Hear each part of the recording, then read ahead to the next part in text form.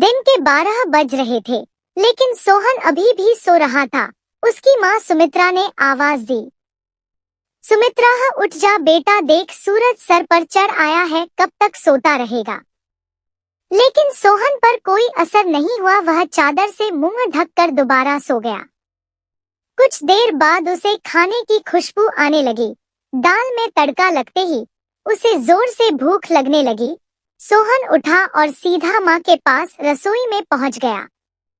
सोहन, माँ क्या बनाया है? सुमित्रा, पहले जाकर नहा, फिर आना, रसोई में दाल चावल बनाए हैं। दाल चावल सोहन को बहुत पसंद थे। वह फटाफट आंगन में गया और हैंडपंप से बाल्टी भरने लगा। इसी बीच उसे याद आया कि उसने दांत तो मांजे ही नहीं। उसने फटाफट मंजन लेकर दांतों को रगड़ लिया और मगा साबुन लेकर बैठ गया नहाने। जल्दी से नहाकर कपड़े पहनकर रसोई में पहुंच गया। तब तक खाना तैयार हो चुका था। माँ ने खाना परोस दिया। खाना बहुत ही स्वादिष्ट बना था। सोहन ने भरपेट खाना खाया। वह खाना खाकर उठा तो माँ ने टोक दिया, सुमित्रा अब कहाँ चल दिया? सोहन, माँ लगता है खाना कुछ ज्यादा ही खा लिया, बहुत तेज नींद आ रही है, मैं तो सोने जा रहा हूँ। सुमित्रा, है भगवान, अभी 1 घंटे पहले ही तो सोकर उठा है। तुझे बस सारा दिन यही काम है, उठो, खाओ और सो जाओ। तुझे पता है तेरे पिता खेत में कितनी मेहनत करते हैं, तब हमें 2 वक्त की रोटी मिलती है। कुछ नहीं तो जाकर उनकी मदद ही कर दिया कर। उनके लिए खाना ले जा, मैं अभी तैयार कर रही हूँ। सोहन पर तो जैसे दोहखों का पहाड़ टूट पड़ा। सोहना, माँ तुम्हें पता है इतनी धूप में पहले एक बार मैं खाना देने गया था, आकर कितना बीमार पड़ गया था।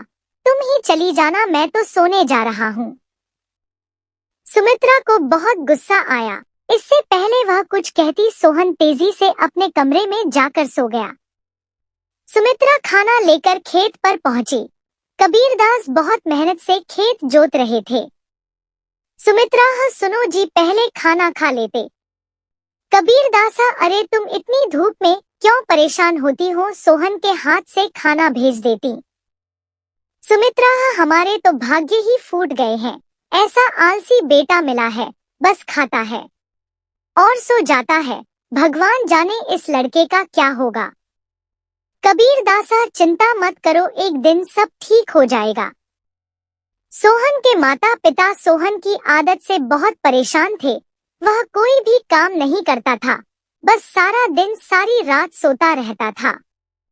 एक दिन सोहन के पिता ने कहा, कबीरदासा बेटा, मैं खाद और यूरिया लेने शहर जा रहा हूँ, 2 दिन लग जाएंगे। फसल तैयार होने वाली है, तू सुबह खेत पर चले जाना और सारा दिन वहीं रहना। शाम को खाना खाकर रात को वहीं सोने चले जाना। कहीं कोई जानवर खेत में न घुस जाए या कोई और हमारी फसल को नुकसान न पहुंचा दे। सोहना, पिताजी मुझसे ये सब नहीं हो पाएगा, आप माँ को बोल दीजिए। कबीरदासा, नालायक, खेत की देखभाल आदमियों का काम होता है। अगर मुझे पता लगा तू खेत पर नहीं गया या फसल को नुकसान हो गया तो तेरी खैर नहीं। सोहन डर गया। वह पिता के जाने के बाद माँ से बोला, सोहना, माँ सुबह जगा देना, नहीं तो पता नहीं पिताजी क्या करेंगे। सुमित्रा मोहन को सुबह 4 बजे जगा देती है। सोहन हाथ में फावड़ा लेकर खेत में पहुंच जाता है। वहां जाकर देखता है चारों ओर ठंडी हवा चल रही थी। वह एक पेड़ के नीचे बैठ जाता है। तभी उसे हल्की हल्की रोशनी नजर आती है। पूरा खेत लाल रोशनी से भर जाता है। सोहन ने यह सब पहली बार देखा था। वह आश्चर्य से सब देखता रहा। कुछ ही देर में सूरज उगने लगा। यह देखकर सोहन को बहुत आश्चर्य हुआ। कुछ ही देर में सभी गांव वाले खेत में काम करने आ गए। सब अपने अपने खेत पर काम कर रहे थे। सोहन पेड़ के नीचे बैठा था। तभी उसके पास के खेत से माधो काका आए। माधो काका, सोहन, मेरे खेत में पानी लग गया, अब तू अपने खेत में पानी काट ले। सोहन, काका मुझे तो कुछ पता नहीं, ये सब तो पिताजी ने कभी नहीं बताया। माधो काका, बेटा कभी पिता के साथ खेत पर आया है तो तुझे पता होगा। माधव काका ने अपने बेटे को बुलाकर पानी सोहन के खेत की ओर कर दिया। माधव काका, जब पूरा खेत भर जाए तो हमें बता देना। सोहन बैठकर देखता रहा, लेकिन सुबह जल्दी उठने के कारण उसे नींद आ गई। खेत में पानी बहुत ज्यादा भर गया। तभी माधव काका दौड़ते हुए आए। माधव काका, नालायक यहाँ सोने आया था। अपने पिता की सारी मेहनत बर्बाद कर दी, सारी फसल नष्ट हो गई। सोहन हड़बड़ा कर उठा। उसका खेत पानी से लबालब भरा हुआ था। माधव काका ने जल्दी से पानी दूसरी ओर काटा, लेकिन तब तक बहुत देर हो चुकी थी। लगभग आधी फसल खराब हो चुकी थी। सोहना काका, अब कुछ नहीं हो सकता क्या?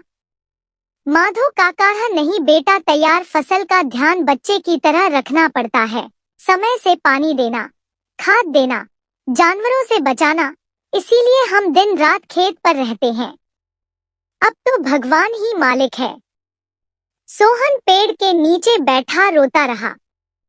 दोपहर को सुमित्रा खाना लेकर आई। उसे सब पता लगा तो उसने भी सोहन को बहुत डांटा। शाम को सोहन घर नहीं आया, नहीं उसने खाना खाया। उसकी भूख प्यास नींद सब उड़ चुकी थी।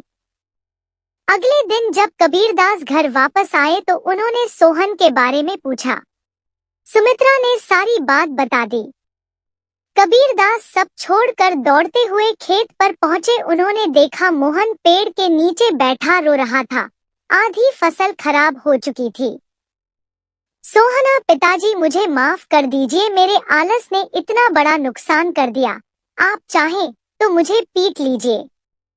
कबीरदासा, नहीं, तुझे मारने से फसल ठीक नहीं होगी। वादा कर आज के बाद कभी आलस नहीं करेगा। चल अब घर चल, वहीं बात करेंगे। दोनों घर आ जाते हैं। सोहन की आंखों से अब भी आंसू बह रहे थे। सुमित्रा ने उसे खाना दिया, लेकिन उसने नहीं खाया और वह अपने कमरे में जाकर रोने लगा। सुमित्रा जी, अब क्या होगा? आधी फसल तो बर्बाद हो गई। कबीरदासा, सुमित्रा, कोई घाटे का सौदा नहीं है। आधी फसल देकर अगर बेटा सुधर गया तो यही काफी है।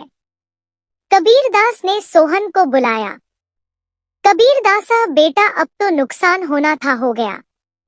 अब हमें कल से आधे खेत की फसल उखाड़ कर दोबारा बोनी होगी। सोहना, पिताजी, आप बाकी आधे खेत में खाद यूरिया लगाकर उसे काटने का इंतजाम कीजिए। मैं इस पर अकेले काम करना चाहता हूँ। अगले दिन सुबह 4 बजे सोहन अपने पिता के साथ खेत पर पहुंच गया और पिता के बताए अनुसार खेत पर काम करने लगा। 4 महीने कठिन परिश्रम करने के बाद नई फसल कुछ बढ़ती हुई दिखाई देने लगी।